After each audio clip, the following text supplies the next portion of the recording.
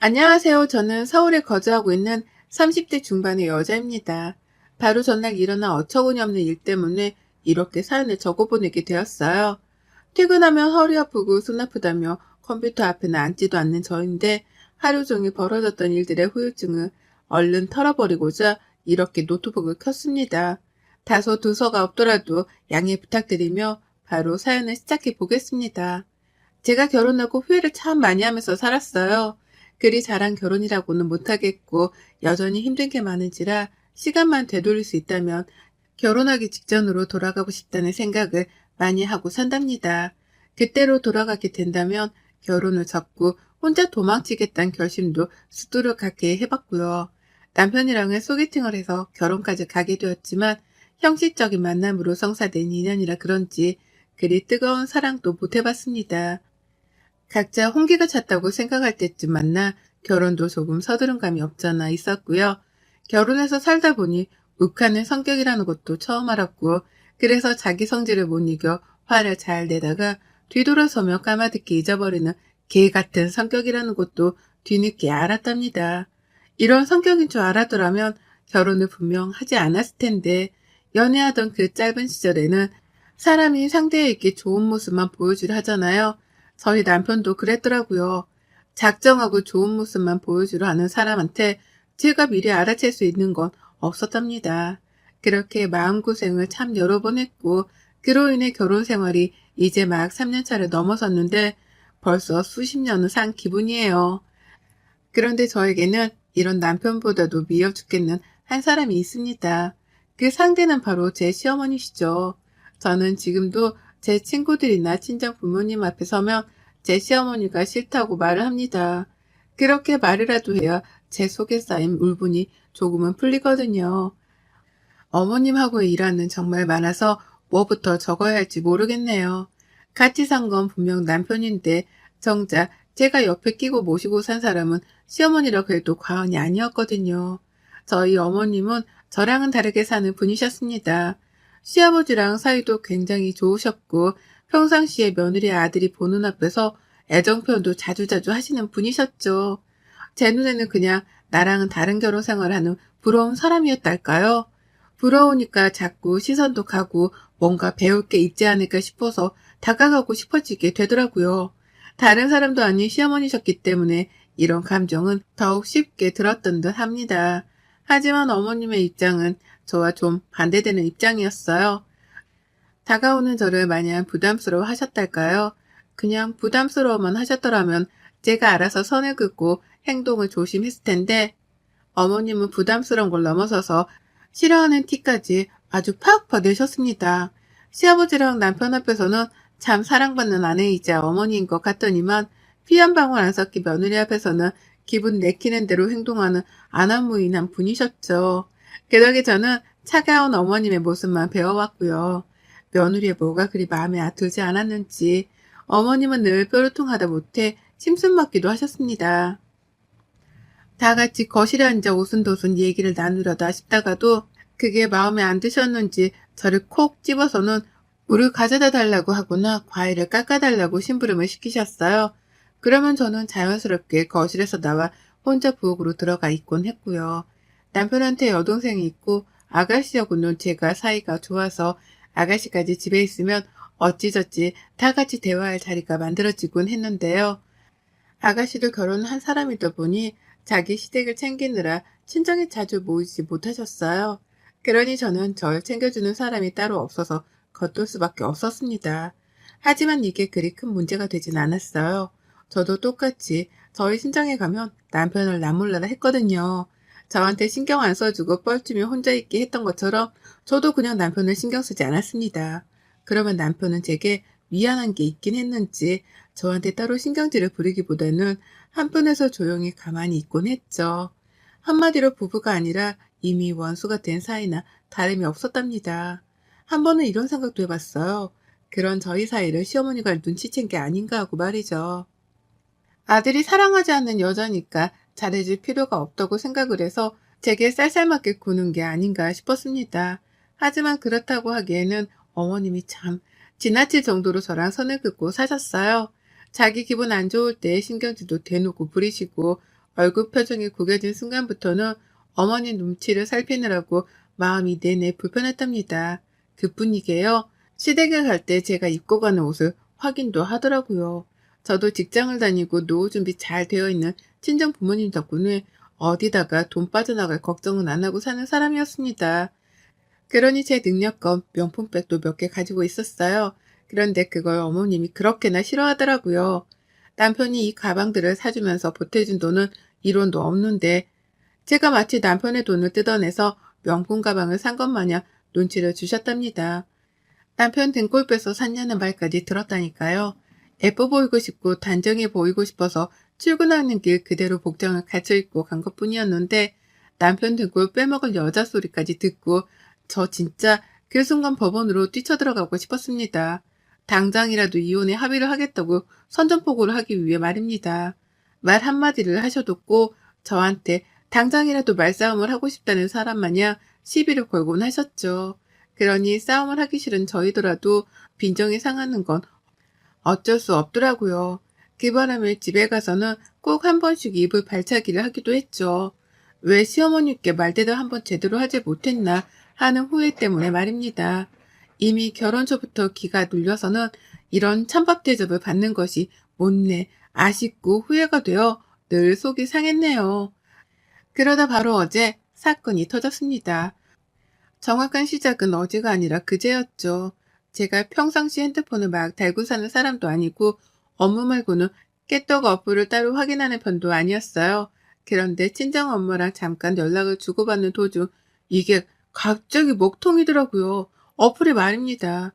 저 같은 경우에는 접속이 되긴 되었는데 문자가 보내지질 않는다거나 어느 순간부터는 갑자기 접속 자체도 먹통이 되더라고요.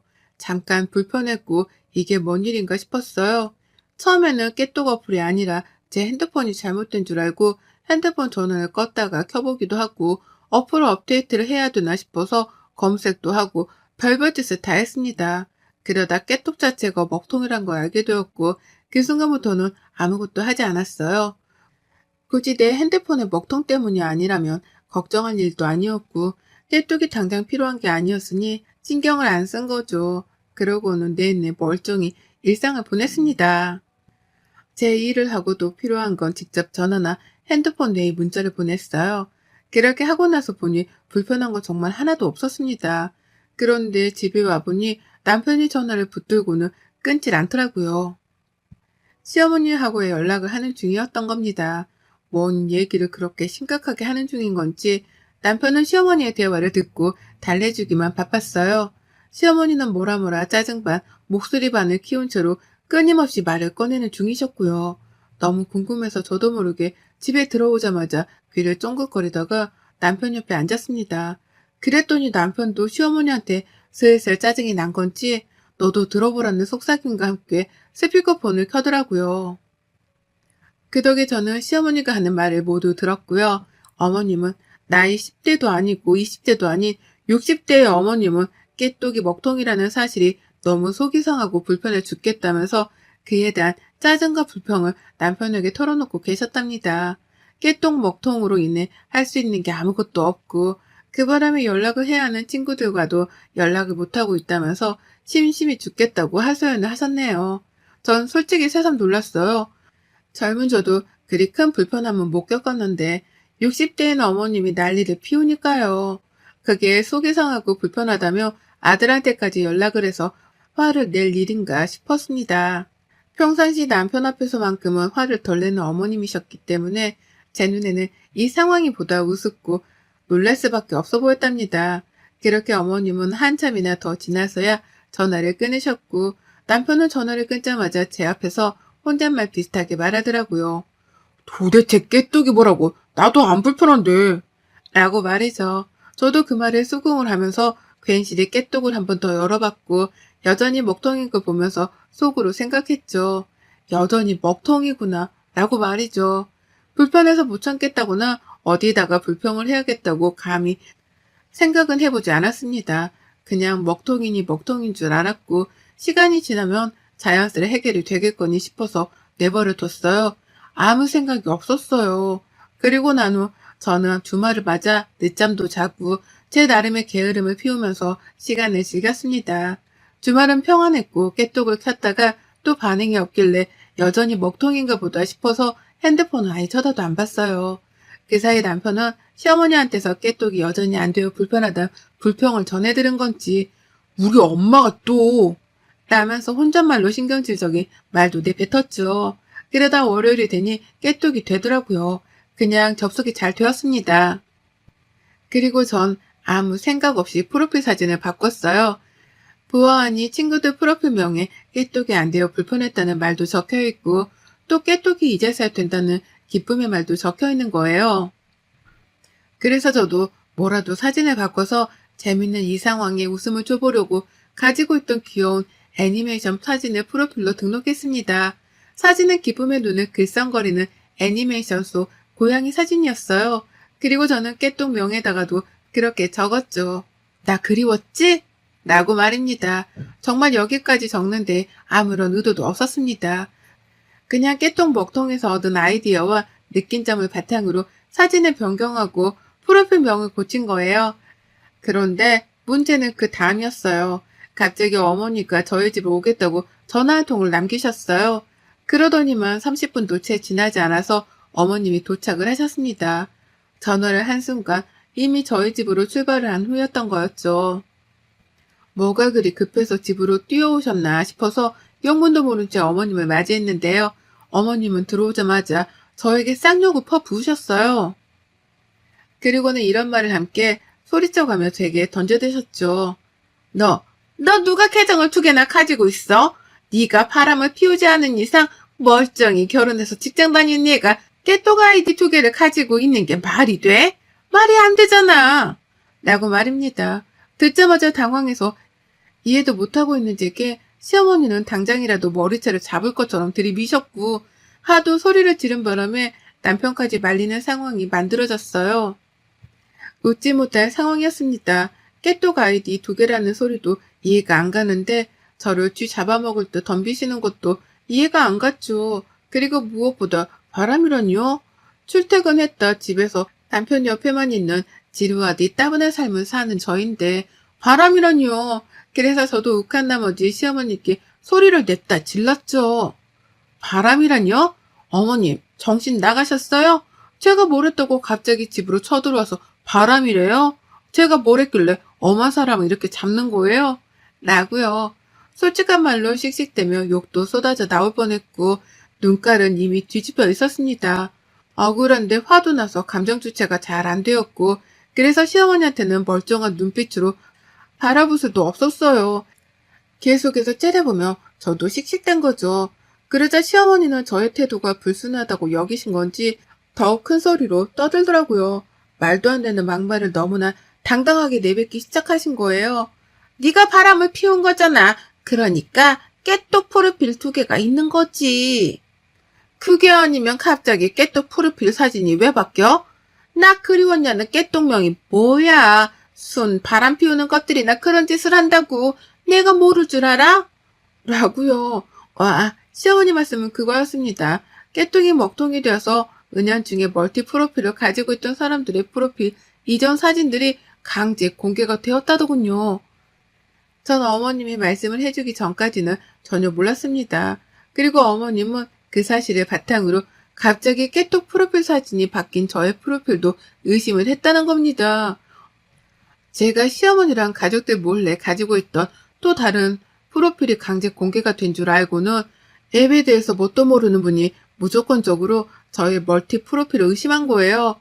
기존의 프로필임에도 불구하고 자신이 못 보던 사진이 프로필에 올려져 있다는 이유만으로 제가 숨겨놓은 비밀의 프로필이라고 생각을 하신 겁니다.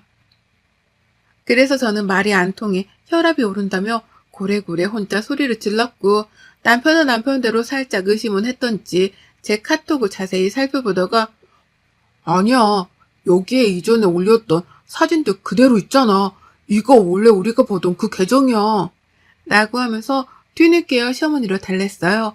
시어머니는 그제서야 쪽팔리고 체면이 안 서는 건지 그래? 아닌데? 라고 하면서 이상하다는 듯 깨똑을 탓하셨고 저는 홧김에 손모가지가 올라갔다가 시어머니를 밀쳐내고 집을 나왔습니다. 밖에 나와서 혼자 길거리를 서성이며 얼마나 분하다 가슴을 쳐댔는지 몰라요. 아유, 진짜 생각할수록 열불나고 짜증나는 게 수습이 안 되더라고요. 잘해준 것 하나 없는 시모가 다른 것도 아닌 불륜을 의심해서 나를 욕보였던 생각하니 피가 거꾸로 쏟았습니다. 그러는 와중에 시어머니한테 어떻게 복수를 할지 골머리를 앓고 있는데 세상에 어머님이 지발로 쥐덫에 걸리셨더라고요. 쪽팔리고 며느리 볼낯이 없었는지 어머님은 제가 집을 나오고 얼마 지나지 않아 바로 저희 집을 나오셨어요. 제가 길목을 서성이고 있는데 저 멀리서 어머님이 집을 나서는 모습이 보이더라고요. 그래서 바로 뒤를 따라갔습니다.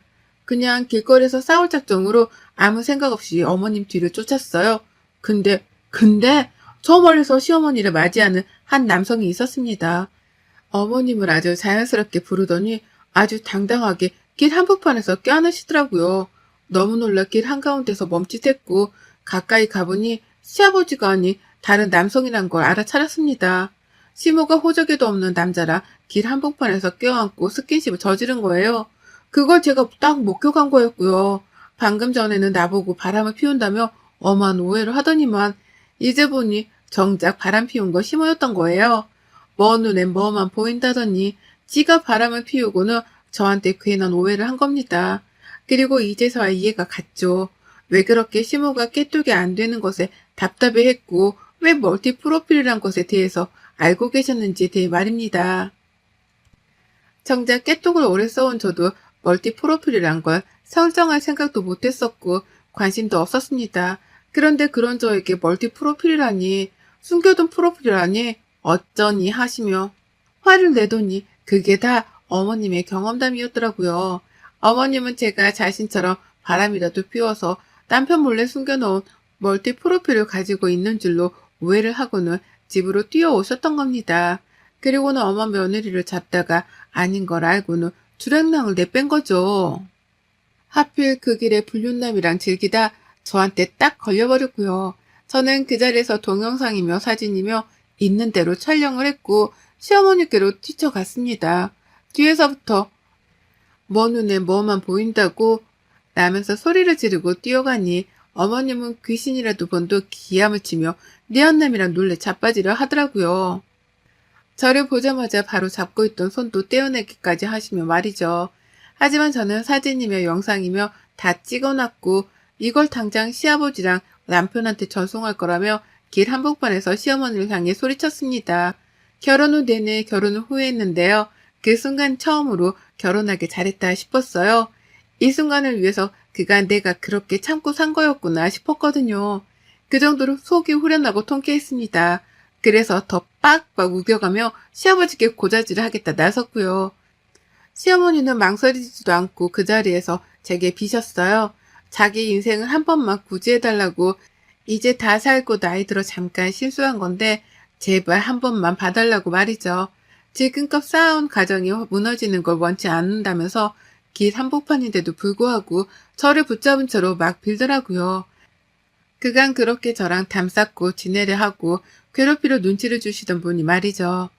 그리고 전 시아버지랑 남편에게 그 누구에게도 이 사실에 대해서 말하지 않기로 했답니다. 말할 이유가 없었으니까요. 이 사실을 시어머니와 단 둘이서만 간직한 채 시어머니의 약점을 이참에 제대로 잡고 살기로 했어요. 그냥 약점도 아닌 불륜을 한다는 엄청난 약점을 제가 잡고 있는 이상 시어머니는 절대로 저를 괴롭히지 못하실 거라는 걸 제가 잘 알았으니까요.